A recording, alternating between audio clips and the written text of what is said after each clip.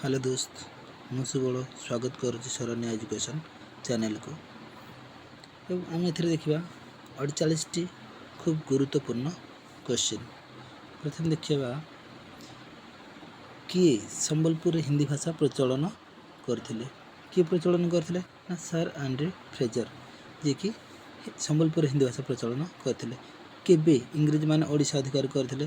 ଇଂରେଜମାନେ ଓଡ଼ିଶା ଅଧିକାର କରିଥିଲେ 1803 ମସିହାରେ ଓଡ଼ିଶା ଅଧିକାର କରିଥିଲେ। ଗଞ୍ଜାମ କେଉଁ ପ୍ରେସିଡେନ୍ସିର ଏକ ଅଙ୍ଗ ଥିଲା? ନା ଗଞ୍ଜାମ ମାନ୍ଦ୍ରାଜ ପ୍ରେସିଡେନ୍ସିର ଏକ ଅଙ୍ଗ ଥିଲା। ମେଦିନପୁର କେଉଁ ପ୍ରେସିଡେନ୍ସିର ଏକ ଅଙ୍ଗ ଥିଲା? ନା ମେଦିନପୁର ବଙ୍ଗ ପ୍ରେସିଡେନ୍ସିର ଏକ ଅଙ୍ଗ ରହିଥିଲା। ଓଡ଼ିଆ ସ୍ୱତନ୍ତ୍ର ଭାଷା ନୟ, ଏହା କିଏ କହିଥିଲେ? ଏହା କାନ୍ତିଲାଲ ଭଟ୍ଟାଚାର୍ଯ୍ୟ କହିଥିଲେ। କେବେ କଟକଠାରେ ଉତ୍କଳ ସଭା ଗଠନ କରାଯାଇଥିଲା? 1882 ମସିହାରେ ଗଠନ ହୋଇଥିଲା। କେଉଁ ଅଞ୍ଚଳର ଲୋକେ ଗଞ୍ଜାମ ଉତ୍କଳ ହିତବାହିନୀ ସଭା ସ୍ଥାପନା କରି ଓଡ଼ିଆ ଭାଷା ଆନ୍ଦୋଳନକୁ ବଳବତ୍ତର ରଖିଥିଲେ ବା କରିଥିଲେ? କେଉଁମାନେ? ନା ଗଞ୍ଜାମ କଥା ଆସିଲା ମାନେ ଗଞ୍ଜାମବାସୀ। ତାପରେ ଦେଖିବା, କେବେ ବଙ୍ଗର lieutenant governor sir A C Bell Odisha ଭ୍ରମଣରେ ଆସିଥିଲେ? କେବେ? ନା 1888 ମସିହାରେ ସେ ଆସିଥିଲେ। ତାପରେ ଦେଖିବା 15 ଜାନୁଆରୀ 1895 ମସିହାରେ କିଏ ଶାସନଗତ ସୁବିଧା ଦୃଷ୍ଟିରୁ ସମ୍ବଲପୁର କୋର୍ଟ କଚେରୀମାନଙ୍କରୁ ଓଡ଼ିଆ ଭାଷା ଉଚ୍ଛେଦ କରି ହିନ୍ଦୀ ଭାଷା ପ୍ରଚଳନ କରିଥିଲେ? କିଏ? ନା ସିଏ ହେଉଛନ୍ତି ସାର୍ ଆଣ୍ଡ୍ରୁ ଫ୍ରେଜର। ତାପରେ ଦେଖିବା, ଭାରତୀୟ ଜାତୀୟ କଂଗ୍ରେସର କେଉଁ ଅଧିବେଶନରେ ଯୋଗ ଦେଇ ମଧୁସୂଦନ ଦାସ ଓ ଗୌରୀଶଙ୍କର ରାୟ ଓଡ଼ିଆ ଭାଷାଭିତ୍ତିକ ପ୍ରଦେଶ ଗଠନ ଏବଂ ଗଞ୍ଜାମକୁ ଓଡ଼ିଶା ସହ ମିଶ୍ରଣର ପ୍ରସ୍ତାବ ଦେଇଥିଲେ? କେଉଁ ଅଧିବେଶନ? ନା ସିଏ ହେଉଛି ମାନ୍ଦ୍ରାଜ ଅଧିବେଶନ। କେଉଁ ଅଧିବେଶନ? ନା ମାନ୍ଦ୍ରାଜ ଅଧିବେଶନ। ତାପରେ କ୍ୱେଶ୍ଚିନ୍ ଦେଖିବା, କିଏ ଲର୍ଡ଼ କର୍ଜନଙ୍କୁ ପ୍ରଭାବିତ କରି ଓଡ଼ିଶା ଗସ୍ତରେ ଆଣିଥିଲେ? ସିଏ ହେଉଛନ୍ତି ମଧୁସୂଦନ ଦାସ। ତାପରେ କ୍ୱେଶ୍ଚିନ୍, କେବେ ସମ୍ବଲପୁର କୋର୍ଟ କଚେରୀରେ ଓଡ଼ିଆ ଭାଷା ପ୍ରଚଳନ ହୋଇଥିଲା? ନା କେବେ ପୁନର୍ବାର ଲାଗୁ ପ୍ରଚଳନ ହେଲା? ନା ସିଏ ହେଉଛି ଜାନୁଆରୀ ମାସ 1903 ମସିହାରେ ପ୍ରଚଳନ ହୋଇଥିଲା। ତାପରେ ଦେଖିବା, ରିସ୍ଲି ସର୍କୁଲାର କେବେ ପ୍ରକାଶିତ ହୋଇଥିଲା?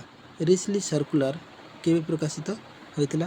ନା ସିଏ ପ୍ରକାଶିତ ହୋଇଥିଲା 3 ଡିସେମ୍ବର 1903 ମସିହାରେ। କେବେ ସମ୍ବଲପୁରକୁ ମଧ୍ୟପ୍ରଦେଶରୁ ବିଚ୍ଛିନ୍ନ କରାଯାଇ ଓଡ଼ିଶା ଡିଭିଜନ ସହ ବଙ୍ଗ ପ୍ରେସିଡେନ୍ସିରେ ରଖାଯାଇଥିଲା? ତାହା ହେଉଛି 19 ଜୁଲାଇ 1905 ମସିହାରେ। କେବେ ମଧୁସୂଦନ ଦାସ କଟକର ସତ୍ୟଭାମପୁର ଗ୍ରାମରେ ଜନ୍ମଗ୍ରହଣ କରିଥିଲେ? କେବେ? ନା 1848 ମସିହାରେ ମଧୁସୂଦନ ଦାସ ଜନ୍ମଗ୍ରହଣ କରିଥିଲେ। ବିଭିନ୍ନ ଅଞ୍ଚଳର ଓଡ଼ିଆମାନଙ୍କୁ ଏକତ୍ରିତ କରିବା ପାଇଁ କେବେ ମଧୁବାବୁ ପ୍ରତିଷ୍ଠା କରିଥିଲେ ଉତ୍କଳ ସମ୍ମିଳନୀ? ନା ଉତ୍କଳ ସମ୍ମିଳନୀ ପ୍ରତିଷ୍ଠା ହୋଇଥିଲା 1903 ମସିହାରେ। କେବେ ମଧୁସୂଦନ ଦାସ ମୃତ୍ୟୁବରଣ କରିଥିଲେ? କେବେ? ନା ସେ 1934 ମସିହାରେ ମୃତ୍ୟୁବରଣ କରିଥିଲେ।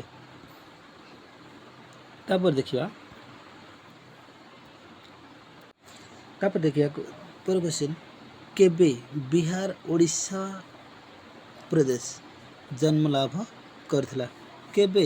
ନା ସେ ହେଉଛି 1 ଏପ୍ରିଲ 1912 ମସିହାରେ। 1918ରେ ଅନୁଷ୍ଠିତ ହୋଇଥିବା ଉତ୍କଳ ସମ୍ମିଳନୀର ଅଧିବେଶନରେ କିଏ ସଭାପତିତ୍ୱ କରିଥିଲେ? ନା ମଧୁସୂଦନ ଦାସ।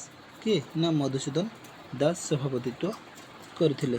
ତାପରେ ଦେଖିବା, 1919 ମସିହାରେ ଭାରତର ଆଇନ ସ୍ୱାୟତ୍ତ ଶାସନ ପାଇଁ ଯେଉଁ ବ୍ୟବସ୍ଥା କରିଥିଲେ, ଏଥିରେ କିଏ ଅସନ୍ତୁଷ୍ଟ ହୋଇ ବିହାର ଓଡ଼ିଶା ଲେଜିସ୍ଲେଟିଭ୍ କାଉନସିଲରୁ ଇସ୍ତଫା ପ୍ରଦାନ କରିଥିଲେ? ସିଏ ହେଉଛନ୍ତି କିଏ?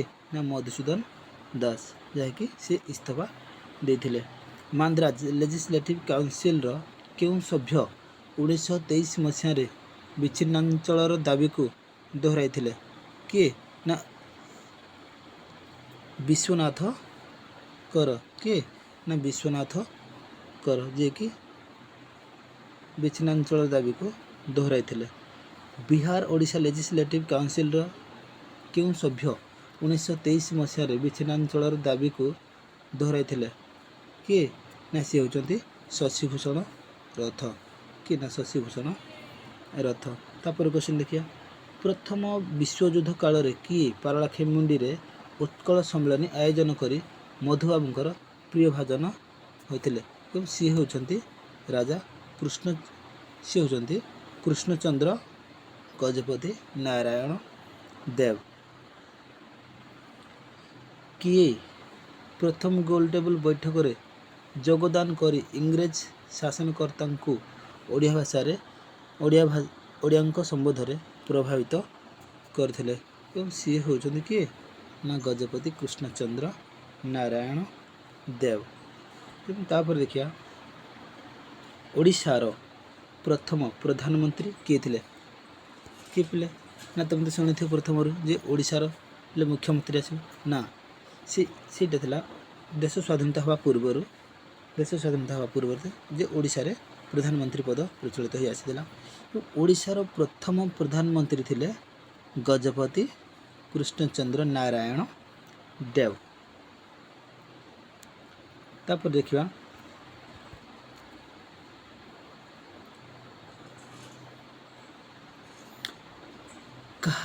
कहा प्रचेष्टा रे उत्कल विश्वविद्यालय सृष्टि होता समस्त जानते बोले जे उत्कल विश्वविद्यालय प्रतिष्ठा कहार उद्यम होता ना कहा उद्यम ना ताहा होची गजपति कृष्णचंद्र नारायण देव नेतृत्व में होता।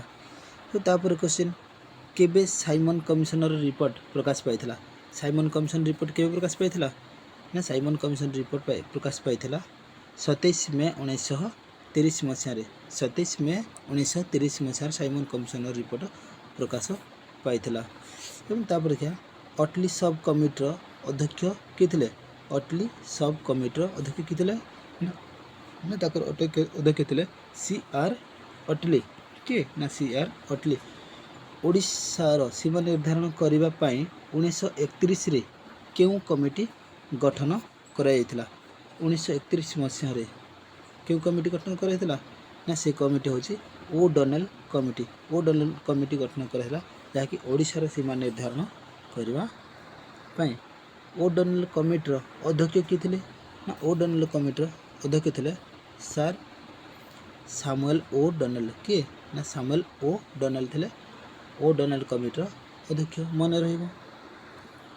ओडोनेल कमिटर अन्य सभ्य मानक मध्यरु किए ओडिशार प्रतिनिधित्व करथिले ओडिशार प्रतिनिधित्व किए करथिले ना ओडोनेल कमिटी ना सी होजंती गजपति कृष्णचंद्र नारायण देव सी एथिरे अंशग्रहण करथिले।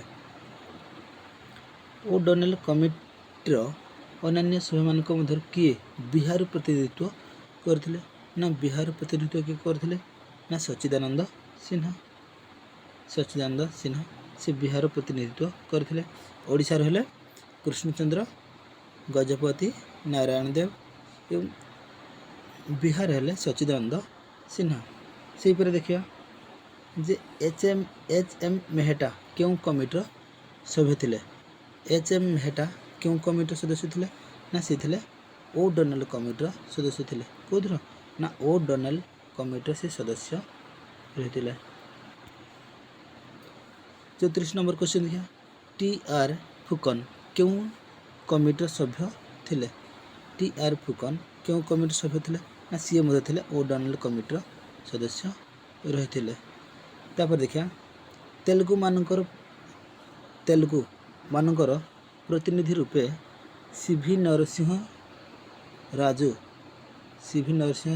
क्यों कमिटर सभ्य थिले से थिले ओडोनेल कमिटर सभ्य कोथर ना से थिले ओडोनेल कमिटर सभ्य रहिथिले ओडोनेल कमिटर से सभ्य रहिथिले। तापर देखिबा 36 नंबर क्वेश्चन बंगाली मानकर प्रतिनिधि रूपे बीसी मुखर्जी क्यों कमिटर सभ्य थिले बीसी मुखर्जी क्यों कमिटर सभ्य थिले ना बीसी मुखर्जी मध्य ओडोनेल कमिटर सभ्य रही। तापर देखिए केबे ओडोनेल कमिटी तार रिपोर्ट प्रकाश करथिला। केबे ना तार रिपोर्ट प्रकाश करथिला 19 एप्रिल 1932 मसीह। 19 एप्रिल 1932 मसीह ओडोनेल कमिटी तार रिपोर्ट प्रदान करथिला। केबे ओडिशा रे सीमा अभियोग दिवस पालन कराइथिला। केबे ओडिशा रे सीमा अभियोग दिवस पालन कराइथिला ना ता होची मार्च 19 1934।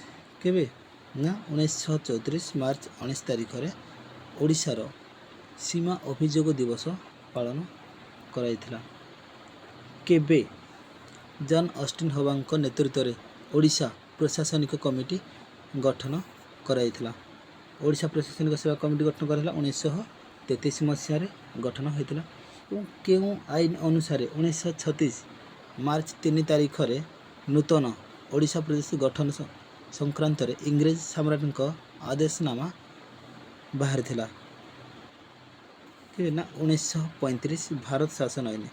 क्यों आईन ना ता होची 1935 मसीहा भारत शासन आईन अनुसार।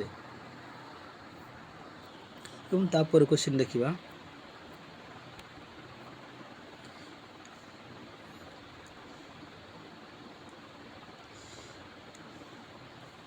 केउं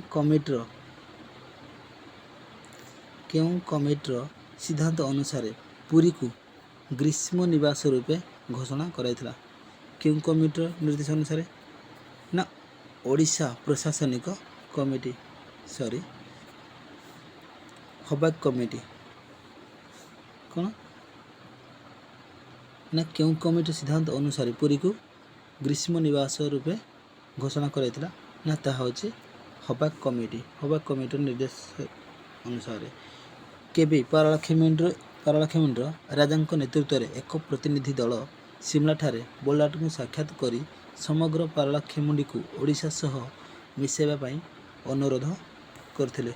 एवं ता होच केबे ना 1934 मसीह रे 1934 मसीह रे पारलाखेमुंडी को ओडिशा डिवीजन सह मिसे देबा पई दाबी जणाइथिले।